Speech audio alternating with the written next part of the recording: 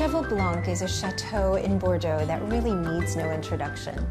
It dates back to the 15th century, and wine lovers who've always been keen on Bordeaux will know Cheval Blanc not just by its unique name, Cheval Blanc, which is white horse, but also by its characteristic quality of earthiness, of spices, of its underladen cigar box and cedar notes that really give it lift, enables it to age for a very long time. So Cheval Blanc on 61 is a legendary vintage because of its ripeness, because of its power, and because after 50 years of age, it seems to even be getting better and better. This particular vintage is throughout Bordeaux one of the highly collectible wines.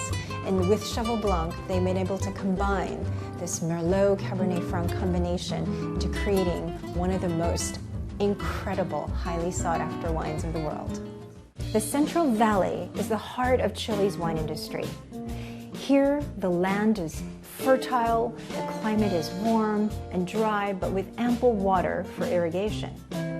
Historically, most of Chile's vineyards were planted on these flat lands where it was relatively easy to grow grapes.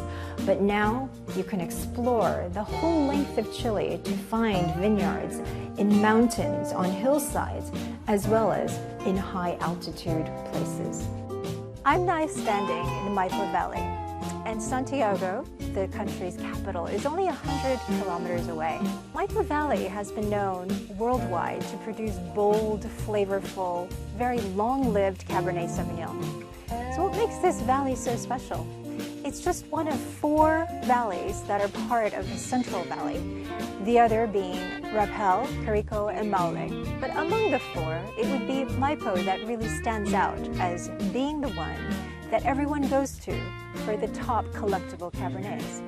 Now you see right beneath me this hillside planting of Cabernet Sauvignon, and even in the valley floor, where it's elevated from 300 to 500.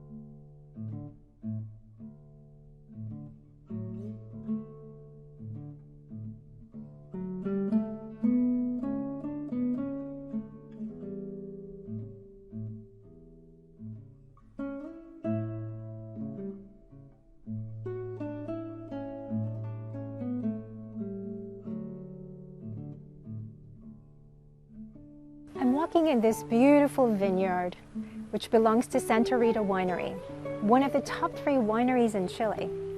Despite their size, what they've been able to do is nurture a really great program and strategy for promoting their Cabernet Sauvignon, and also, more importantly, the lifestyle that surrounds wine. So in front of me, I have this wonderful restaurant that serves typical Chilean cuisine, as well as a hotel that's going to be open starting this year to the public.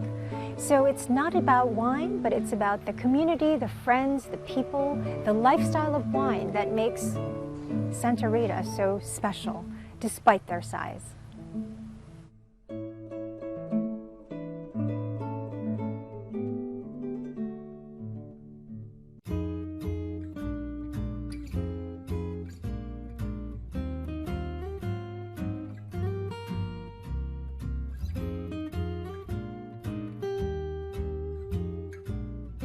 Santa Rita is a large winery producing 9 million cases of wine per year.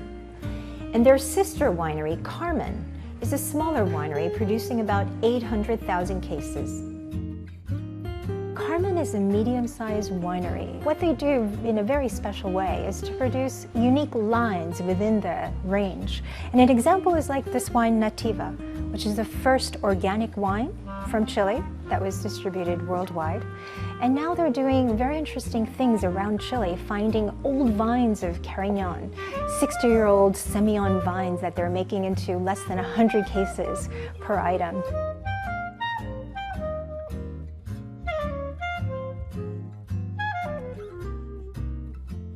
I'm standing in Carmen's Monolith Vineyard, a vineyard that's become quite historic for Chile, because in 1994 it was discovered that most of what was bottled as Merlot, which I have on my right hand, was actually Carmenere, which is this bunch.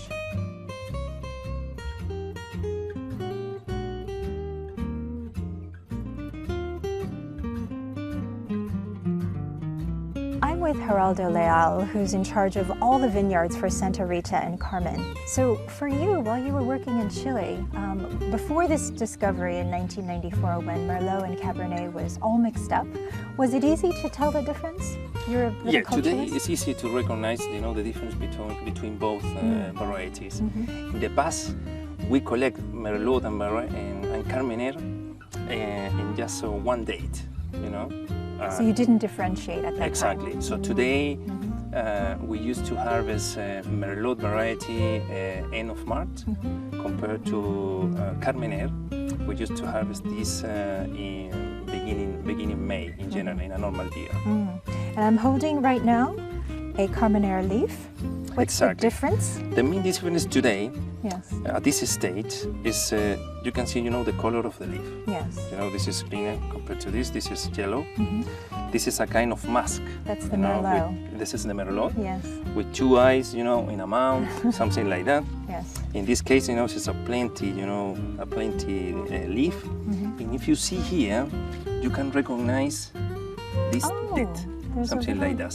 Dip between. Okay. Exactly. And you can't see in this leaf. I see. I see.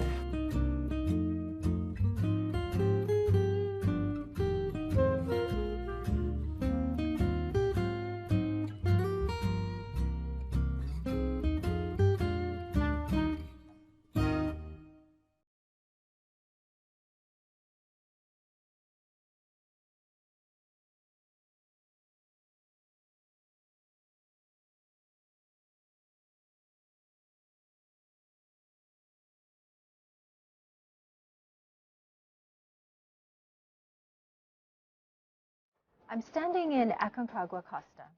The valley around me is now planted with about a few hundred hectares of vines. And as you can see, they're pretty sloped and not on a flat plain as it was in Chile in the traditional times. So this is one of the most exciting regions in Chile because first, it's one of the coastal areas that's being developed. Two, it's also the latest and the newest addition to the whole wine region portfolio of Chile. So when you see specifically the word costa or coastal for Chilean wines, you know that like here where I'm standing, only 12 kilometers from the Pacific Ocean, you're going to get the cool influence of the ocean. You're going to get higher acidity, more fresh, elegant, leaner style wines. This is the excitement. This is the dynamics of the new areas that's being planted.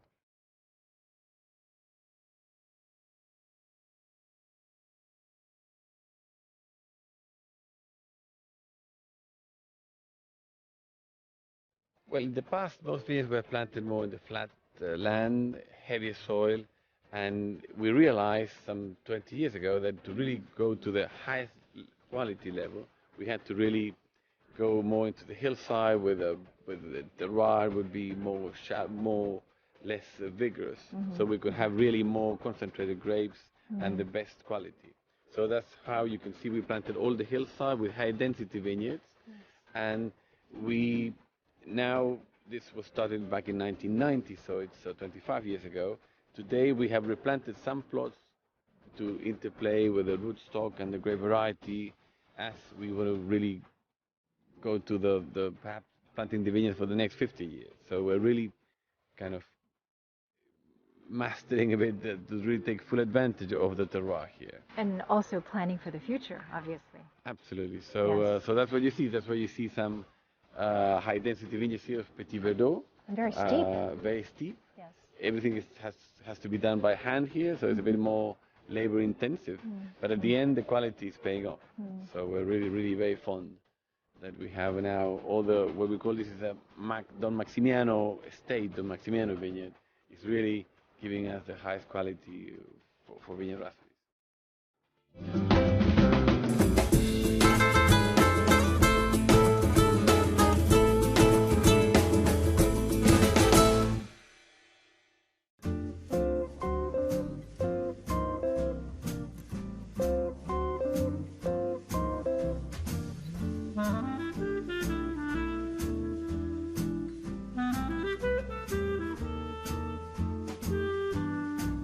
I'm here with Francisco Betig, And we're now tasting a whole range of wines from Aconcagua Costa.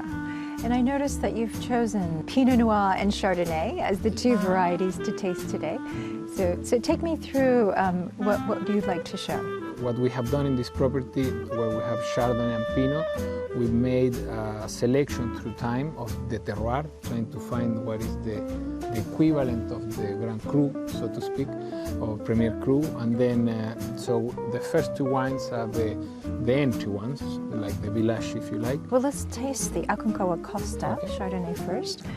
Now, for people who don't know the region, who are tasting this for the first time, what should they be expecting? Well, it's as you know, in Chile, when you look for cool climate terroir or areas, the closer you are to the coast, the cooler. So this property is only 12 kilometers from the ocean, so it has all the influence of the Hamburg current and all the breezes, the cool breezes. It has wonderful acidity. Yes. You don't need to add acidity here? At all, no. We picked, we aim to keep that acidity, we keep a good pH, and we don't need to go and make any correction, which I think is as it should be. I mean, it's part of the good terroir that gives you this nerve and tension, and no, you don't need to correct. I really love the minerality here. It's got wonderful tension and there's freshness, but absolutely no tropical fruits, no the big buttery kind of richness that you sometimes find in New World Chardonnays. Tell us a little bit about Pinot Noir from Chile. Pinot has been more like a challenge, and it's more recent, but I think we're trading very fast. We're going understanding the variety that is very challenging, of course, but I think we're clear in the way we should the way we want to produce this variety and to work with these varieties. The acidity is very good. The acidity is very good. Yeah, the tannins are very fine. It's providing great support, and the savory, minerally, kind of earthy character provides a really nice balance and core. It's a very new kind of, I think, more innovative approach to both Pinot Noir and Chardonnay coming from Chile. So do you think that the market is going to need a little more education? How are you going to communicate your style? It's a good question, but I try to explain it from the approach from the terroir. So I really trying to interpret the place and to show that in the glass, saying that this is a very particular place with a particular soil, with a particular climate that I think makes a very unique wine. I hope that when people just try the wine, feel it like it's enough tool for understanding the wine. Fantastic. Thank you. So Thank you. You're on the right track. Thank you.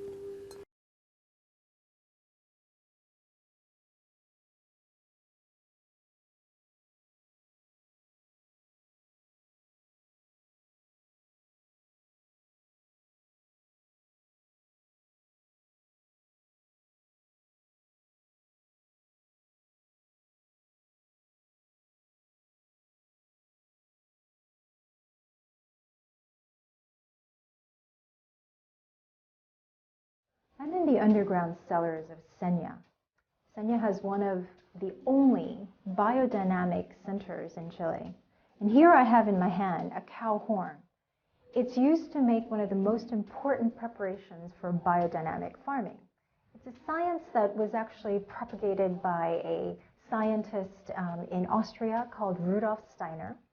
And since Steiner showed that actually if you follow the movements of the planet and you understand how the whole solar system, including the alignment of the Earth to the Moon and its alignment with the relationship with the different planets, move in different phases, you're able to cultivate a piece of land that is able to have more growth, more microbiological organisms, and a healthier soil. And at the end, better fruit, better vegetables, and better grapes.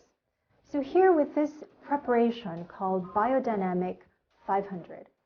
It's one of the main ones, and here right behind me is a whole pot of mostly cow manure. And you stuff this horn full of cow manure in the wintertime. You bury it in your soil over the entire winter. And during this period, the soil has proven to have more microorganisms, more life, more living things. And this is something scientifically proven, that when you do use biodynamic principles, that the soil does become more alive. At the end, you have more life in the soil, giving more food and nutrients to the vines, and creating more complex, more deep, more quality-driven grapes. So why doesn't more people do it? Well, these preparations are not cheap. And they also are very labor-intensive. For example, here at Senya, they have their own garden to grow the chamomile, the herbs, the plants. You also have to do everything very naturally to the cycle of the planets. And there's a whole biodynamic calendar that you need to follow. So it's labor-intensive, it's costly, so it's used for some of the top wines made around the world.